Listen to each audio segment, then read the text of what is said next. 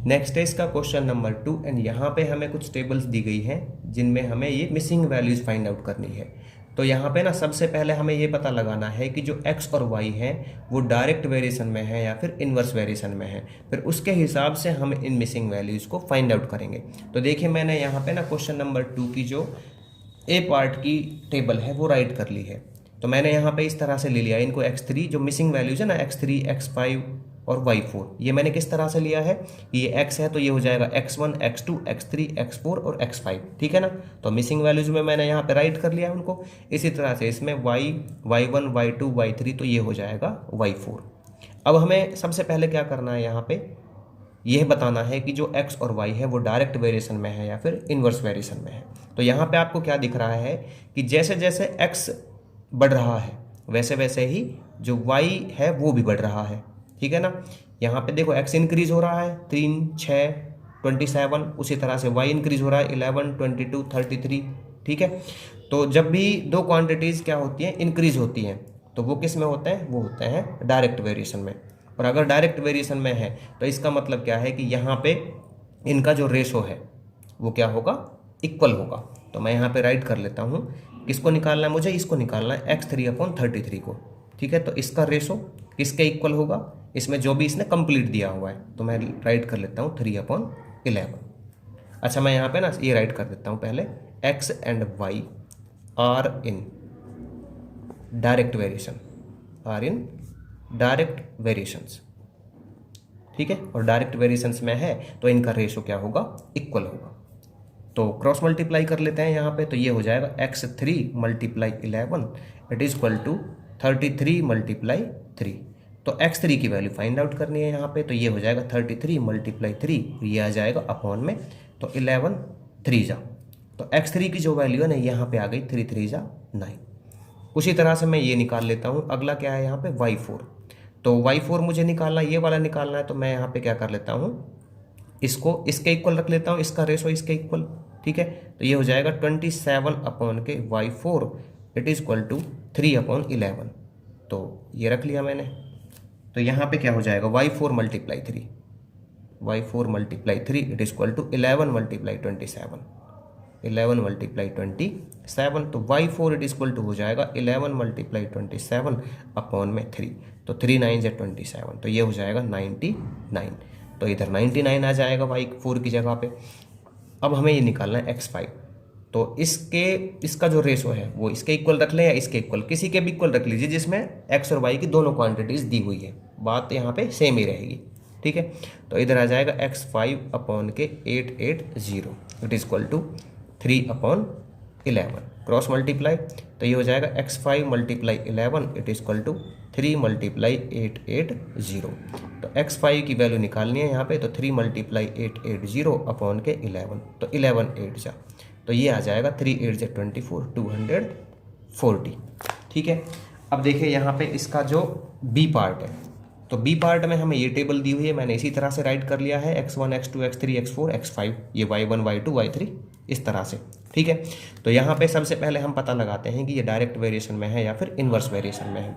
तो यहाँ पे जैसे जैसे x की जो क्वांटिटीज़ हैं वो क्या हो रही हैं, डिक्रीज हो रही हैं, उसी तरह से y भी डिक्रीज हो रहा है। तो ये किस में है हमारा, ये आता है डायरेक्ट वेरिएशन में, कि जब एक क्वांटिटी इंक्रीज होती है तो दूसरी क्या होगी, इंक्रीज होगी, और एक क्वांटिटी डिक्रीज होती है तो दूसरी भी डिक्रीज होती है, ठीक है ना। यहाँ पे क्या हो रहा है, x डिक्रीज हो रहा है तो y भी डिक्रीज हो रहा है, ठीक है। दूसरा इसका ऐसे पता लगा सकते हो कि जो यहाँ पे ये पूरे दिए हुए हैं ना वैल्यूज x के और y के, इन दोनों का जो रेशो है वो सेम रहेगा। तो आप ऐसे लगा सकते हो, ये 30/6 और ये 20/4, तो ये 6 पंजे 30 और ये 4 पंजे 20, तो यहाँ पे 5 इज इक्वल टू, यहाँ पे इक्वल आया, ये यहाँ पे आया 5 इज इक्वल टू 5। तो यहाँ पे जो कांस्टेंट है वो क्या है, दोनों में सेम है। तो इसलिए मैं कह सकता हूँ यहाँ पे x and y are in direct variations, किस में है, ये डायरेक्ट वेरिएशंस में है। और अगर डायरेक्ट वेरिएशंस में है तो इसका मतलब इन सभी का जो रेशोज है आपस में क्या होगा, इक्वल होगा, ठीक है। क्योंकि सबका यहाँ पे जो वैल्यू कांस्टेंट है वो कितना आएगा, कांस्टेंट की वैल्यू 5 आएगी, और 5 आएगी तो इसका मतलब मैं सभी के रेशोज को इक्वल में रख सकता हूँ। तो इधर आप एक कोई भी उठा लीजिएगा, और इनके इक्वल रख लीजिए, ठीक है ना। तो यहाँ पे मैं किसको लेता हूँ 15/y3 को, 15/y3 it is equal to मैं ले लेता हूँ 20/4 को, ठीक है। इन दोनों के रेशो इक्वल होंगे तो यहाँ पे क्रॉस मल्टीप्लाई कर लेते हैं, तो ये हो जाएगा y3 and multiply 20 it is equal to 15/4। तो y3 it is equal to क्या हो जाएगा 15/4 अपॉन में ये 20 था यहाँ पे, तो ये आ जाएगा 4 5 जा एंड 5 3 जा, तो y3 it is equal to आ गया 3। तो इधर वैल्यू आएगी हमारी कितनी 3। अगला देख लेते हैं इसमें x4, ठीक है। तो ये आ जाएगा x4 अपॉन में 2 इट इज इक्वल टू मैं इसी को रख लेता हूँ 20/4। इन दोनों का रेशो भी इक्वल होगा, क्रॉस मल्टीप्लाई कर लेते हैं तो ये हो जाएगा x4/4 it is equal to 20/2। तो x4 की वैल्यू क्या आ जाएगी यहाँ पे 20/2 अपॉन में 4, तो 4 5 जा 20, तो ये आ जाएगा 5 2 जा 10। x4 की जो वैल्यू है यहाँ पे आ जाएगी 10, ठीक है। अब निकालना है मुझे x5, तो ये आ जाएगा x5 अपॉन में 1, इसके रेशो इसके इक्वल कर देंगे, या तो 30/6 के इक्वल रख लीजिए या 20/4 के, ठीक है। हम छोटा रख रहे हैं यहाँ पे 20/4। तो इधर आ जाएगा x5/4 it is equal to 20/1।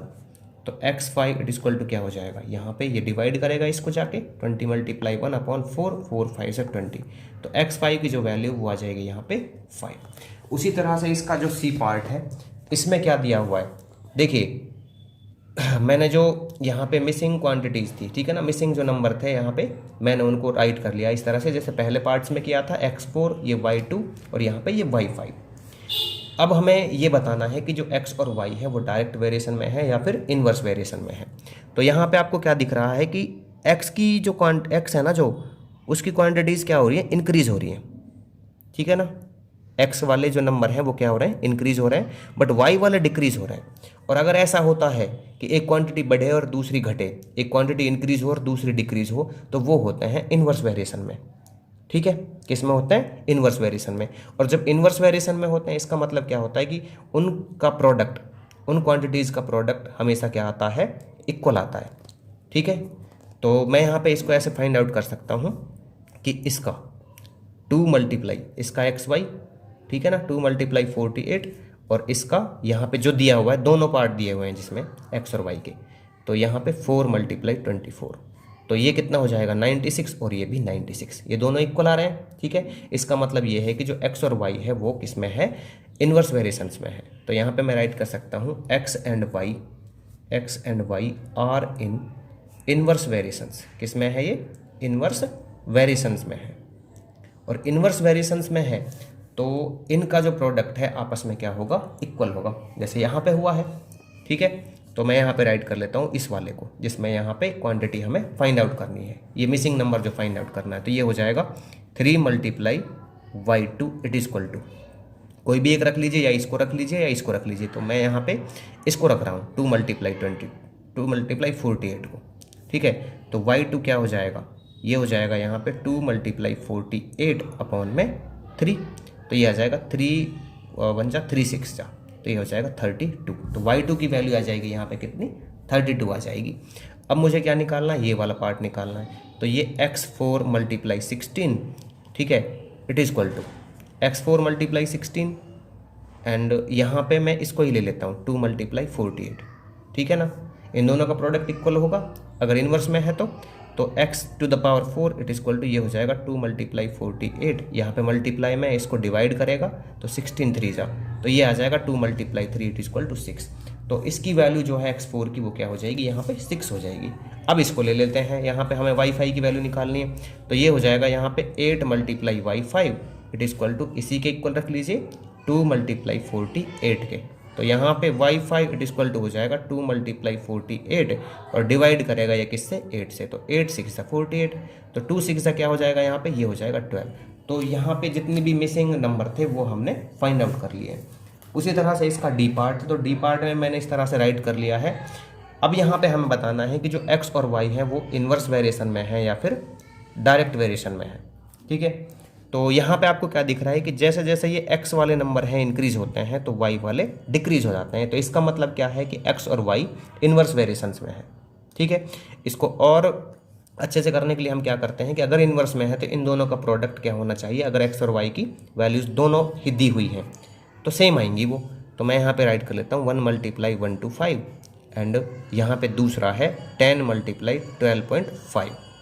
ठीक है, इसको कट कर ले तो यहाँ पे 10 आ जाएगा, तो ये आ जाएगा 125 और ये 125। तो दोनों क्या है, सेम आ रहे हैं, यहाँ पे इन दोनों का प्रोडक्ट सेम आ रहा है। इसका मतलब क्या है कि x and y are in inverse variations, ठीक है। तो मैंने राइट कर दिया यहाँ पे, और इनवर्स वेरिएशंस में है तो इसका मतलब कि इन सभी का प्रोडक्ट आपस में क्या होगा, इक्वल होगा। ठीक है, तो मैं ले लेता हूँ यहाँ पे इसको 1 into 25, ठीक है ना। मुझे x की ये निकालना है पहले y2, तो 5 मल्टीप्लाई y2 ये मैंने ले लिया। ये किसके इक्वल रख लो, इसके। यहाँ पे 1 मल्टीप्लाई 125, तो y2 की वैल्यू मुझे चाहिए, तो मैं यहाँ पे कर लूँगा 1 मल्टीप्लाई 1 to 5 अपॉन में 5, यहाँ से डिवाइड करेगा इसको, 5 2 5 5 तो y2 मेरे पास आ गया 25। अब मैं यहाँ पे किसको निकाल लेता हूँ, ये x4 को निकाल लेता हूँ। तो x4 मल्टीप्लाई 5 क्या है, यहाँ पे x4 multiply 5 it is equal to 1 multiply 1 to 5। ठीक है, इसका प्रोडक्ट इसके प्रोडक्ट के इक्वल होगा। ठीक है, इनवर्स में है तो x to the power 4 it is equal to 1 multiply 1 to 5 upon में यहाँ पे आए 5। तो फिर कर लेते हैं इसको, तो ये आ जाएगा 5 2 10 5 5 25। ठीक है, तो ये हमारे पास x4 आ गया 25। अगला है यहाँ पे क्या, x5। तो मैं यहाँ पे राइट कर लेता हूँ x5 multiply 1 it is equal to 1 multiply 1 to 5, तो x to the power 5 ये आ जाएगा सीधा 1 to 5। ठीक है, तो ये हमारी मिसिंग वैल्यूज होंगी डी पार्ट की।